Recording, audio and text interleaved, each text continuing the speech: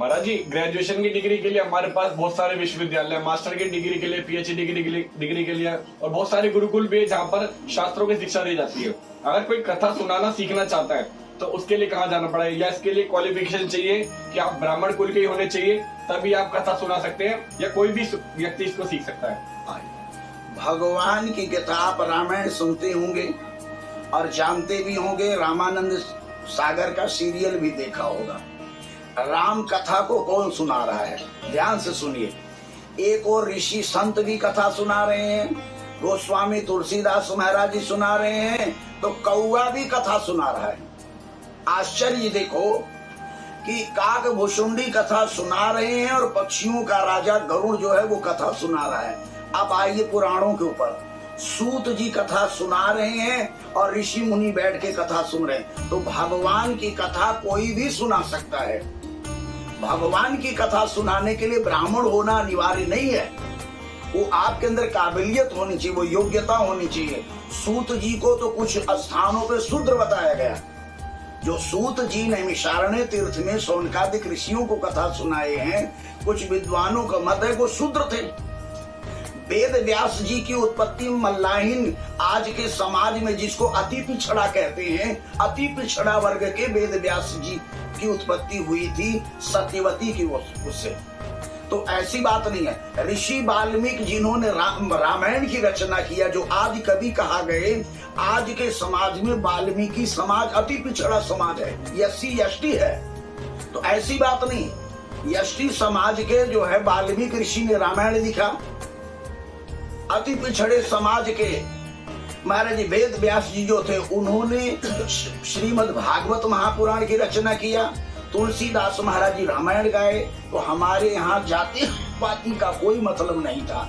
ये बाद में सारी व्यवस्थाएं सब दो समाज में आया है। हमारे यहाँ तो सिर्फ 4 वर्ण थे और वर्ण भी कर्म से आधारित थे। जातियां तो थी न, किसी भी हमारे पौराणिक धर्म ग्रंथ में जाति का कहीं उल्लेख है ये नहीं है, सिर्फ वर्ण था और वर्ण भी कर्म से बनता था। जो जैसा कर्म करने लगे उसको वो वर्ण दिया जाता। अरे भाई ये शूद्र है, ये ब्राह्मण है, ये क्षत्रिय है, ये वैश्य है। भगवान ऋषभ देव के 100 पुत्र थे, उन्हीं पुत्रों में से 10 तो ब्राह्मण हो गए, 80 जो थे वो क्षत्रिय हो गए और 9 योगी हो गए। मेरा एक प्रश्न इसमें और था, ये सीखने के लिए हम लोग किस यूनिवर्सिटी में जा सकते हैं? देखो बहुत सारे गुरुकुल बने हुए हैं, वृंदावन में भी, हरिद्वार में भी हैं, काशी जी में भी हैं, प्रयाग में भी हैं। तो इसमें गुरुकुल में जाकर के वहां से शिक्षा लेनी चाहिए। और फिर ये बच्चे के देखो कथा करना, इसमें बहुत बड़ा त्याग है, इसमें बहुत त्याग करना पड़ता है और आजकल के बच्चे वो त्याग करना नहीं चाहते। इसमें हर चीज नियम से बंधा हुआ है, क्या खाना है, क्या नहीं खाना है, कहाँ जाना है, कहाँ नहीं जाना है, क्या करना है, क्या नहीं करना है। इसमें सारी चीजें वर्जित होती हैं। हमारे 2 बच्चे हैं लेकिन दोनों ही कथा की लाइन में नहीं आए। हमने पूछा बेटा आओ, तो बोले नहीं पापा इसमें इतनी एक प्रतिबंध है जो हमारे बस का नहीं, हम इसका पालन नहीं कर सकते। तो बहुत बड़ा प्रतिबंध होता है, क्योंकि मानव शरीर मिला है तो व्यक्ति के मन में विकार भी होता है, वासना भी होती है, 100 बातें भी होती है, 100 जगह होती हैं जहां जाने का मूड बच्चे का करता है। लेकिन जब आप धोती पहन लिए, चंदन लगा लिए, तिलक लगा लिए, माला पहन लिया और आप इस भेष में आ गए तो आपके लिए सब प्रतिबंधित है। आप वहां नहीं जाएंगे, वहां नहीं जाएंगे, वहां नहीं जाएंगे। आप सिगरेट नहीं पी सकते, शराब नहीं पी सकते, नॉनवेज नहीं खा सकते, कहीं नाच कूद में सम्मिलित नहीं हो सकते।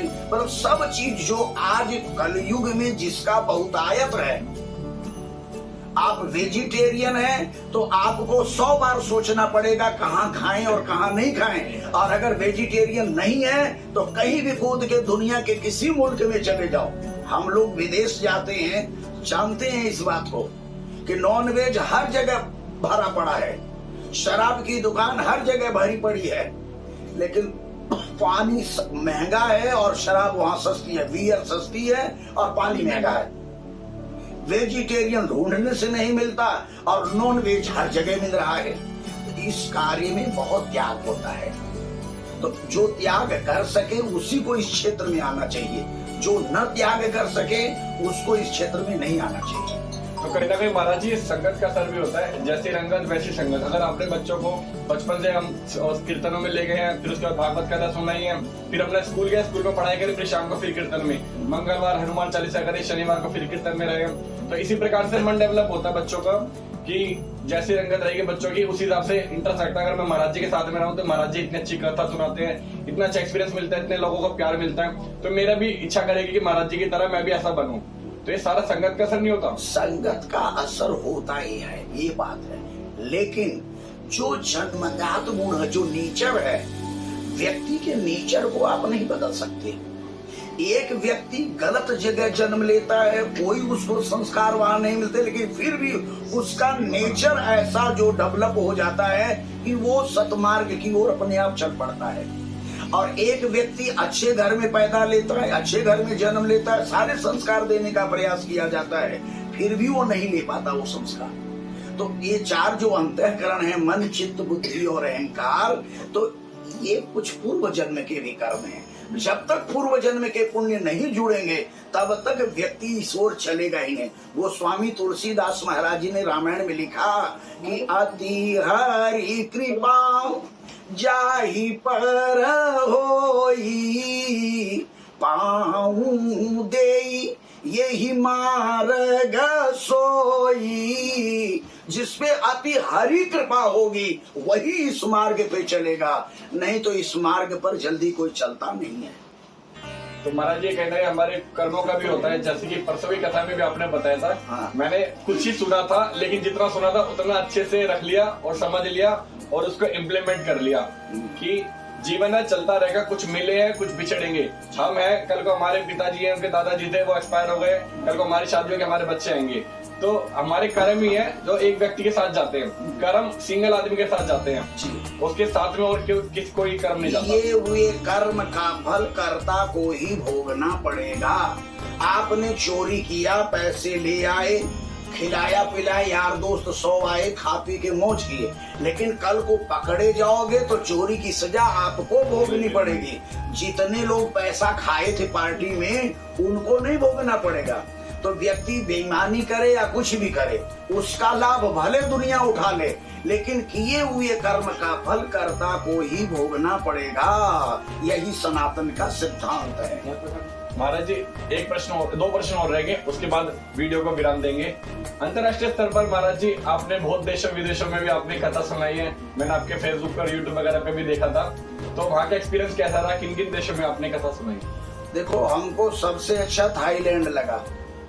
दुनिया को थाईलैंड चाहे जैसी लगता हो, लेकिन हम जब पहली बार वहां गए तो वहां हमने कल्चर देखा, वहां हमने संस्कृति देखा। जबकि भयंकर मांसाहारी देश है, उस देश में सब नॉन वेज खाते हैं, लेकिन इतने सुसंस्कृत हैं वो लोग कि अगर आपके माथे पर तिलक लगा है, आप धोती पहने हैं, आप कुर्ता पहने हैं और आप रोड पार करने के लिए खड़े हैं, तो गाड़ी वाले ब्रेक लगा देंगे, आप पार हो जाओ तब जाएंगे लेकर के। आप वहां की बस में प्रवेश कर जाओ, अगर धोती है, तिलक है, तो आपसे किराया नहीं लिया जाएगा, आपसे किराया नहीं लेंगे। और इतना इज्जत, इतना मान सम्मान करते हैं कि पूछो मत। ये भारत है, लेकिन यहाँ का कल्चर इतना बिगड़ गया कि ब्राह्मण की धोती खोल ले लोग, अगर ज्यादा भीड़ हो तो उसको बेइज्जत करने के लिए। और वहां पर हमने ये देखा कि अगर तिलक है, धोती है, कुर्ता है, पहनावा है, आपका वेशभूषा है, तो लोग आपके सामने से गुजरेंगे नहीं, झुक के जाएंगे आपके सामने से। तो हमने वहां का कल्चर बहुत बढ़िया देखा। बहुत सुंदर महाराज जी, पूरे वीडियो के अंदर बहुत आनंद आया आपके साथ बात करके। अंत में आपके जीवन से कोई 2 बातें आप कहना चाहेंगे लास्ट में, और अपने सनातनी जितने भी हमारे हिंदू भाई हैं उन सभी के लिए कुछ मैसेज देना चाहेंगे? आजकल जैसा हमारे समाज में चल रहा है कि लोग 2 तरह की बात करते हैं, पीर मजारों पे भी जाएंगे, मंदिर पे भी जाएंगे, फिर उधर पे जाएंगे, कल कुछ लड़ाई हो जाएगी, हिंदू मुस्लिम दंगे हो जाएंगे, फिर कहेंगे ये पॉलिटिशियन लड़वा देते हैं। कुछ गलती हमारी खुद की नहीं होती? गलतियां तो हमारी है ही हैं। हमारे इतने देवी देवता हैं, उनसे तुम्हारा काम नहीं हुआ। तो जो सड़ी हुई लाश पड़ी है मजार में, जिसको कीड़े खा गए हैं, उससे तुम्हारा भला होगा? वहां है क्या? इस्लाम तो मूर्ति पूजा का विरोध करता है, तो मजार पे चद्दर क्यों चढ़वा रहा है? तो हिंदू अगर होगा तो कभी नहीं जाएगा। लेकिन होता क्या है कि यहाँ बुद्धिहीनों की संख्या बहुत ज्यादा है, मूर्खों की संख्या बहुत ज्यादा है, और समझदारों की संख्या, कोई भी समझदार व्यक्ति उनको बेवकूफ बना देता है और बन जाते हैं। तो हमारा तो यही कहना है, भाई मजार पे मत जाओ, तुम सत्कर्म करो, तुम्हारे कर्म का फल अपने आप ही मिलेगा। कर्म हम अच्छे करेंगे नहीं, नॉन वेज हम छोड़ेंगे नहीं, दारू मांस वगैरह छोड़ेंगे नहीं, फिर कहेंगे भगवान हमारी सुनते नहीं है। देखो, कर्म अपने ठीक करो, समय आने पर फल ईश्वर अपने आप दे देगा। भगवान पे भी देखो, तो आज तक कभी आपने मन्नत मांगी कि हे भगवान मुझे बुखार होगा तो मैं आपकी कथा सुनूंगा? तो बिना मन्नत के ही बुखार आता है कि नहीं आता? जैसे बिना बुलाए दुख आता है, वैसे ही बिना बुलाए सुख भी आएगा। आप अपने कर्मों पे भरोसा रखिए, समय आने पर सब मिलेगा। ऐसे दौड़ते रहो, कुछ नहीं मिलने वाला है, कहीं जाने से कुछ मिलता नहीं है। और अच्छे अच्छे कर्म करें, सात्विक खाएं, सात्विक रहे, सात्विक लोगों को सुने, सात्विक भजन सुने। हमारे साथ जरूर ही कुछ सात्विक अच्छा भगवान की कृपा से होगा। बिल्कुल होगा, बिल्कुल होगा, भगवान की कृपा सब बढ़िया होगा। महाराज जी, अंत में कोई भजन बोलना चाहेंगे? अब भजन तो सब गाते ही हैं हम तो। मेरे सिर पे रख दो बाबा अपने ये दोनों हाथ, देना हो तो दीजिए जन्म जन्म का साथ। अरे देना हो तो दीजिए जन्म जन्म का साथ। तो भगवान की कृपा बरसे बेटा, बस यही बढ़िया। बहुत सुंदर महाराज जी, अपना कीमती समय देने के लिए आपका दिल की गहराइयों से धन्यवाद, और सारे जेपी टॉक्स व्यूअर्स की तरफ से आपका दिल से धन्यवाद। आपने अपना कीमती समय निकाला। तो वीडियो को लाइक कर देना, कमेंट सेक्शन में जरूर बताना हमारे परम पूजनीय आचार्य श्री वैजनाथ जी महाराज आपको कैसे लगे, उनकी वाणी कैसे लगी। अगर आप जुड़ना चाहते हैं महाराज जी की कथा, उनके विचारों से, तो आप YouTube, Facebook, Instagram सभी जगह आचार्य श्री वैजनाथ जी महाराज लिख करके फॉलो कर सकते हैं, और डेली उनकी वीडियोस आपको चैनल के माध्यम से मिल सकती है। जय जय श्री राधे, धन्यवाद, थैंक यू सो मच।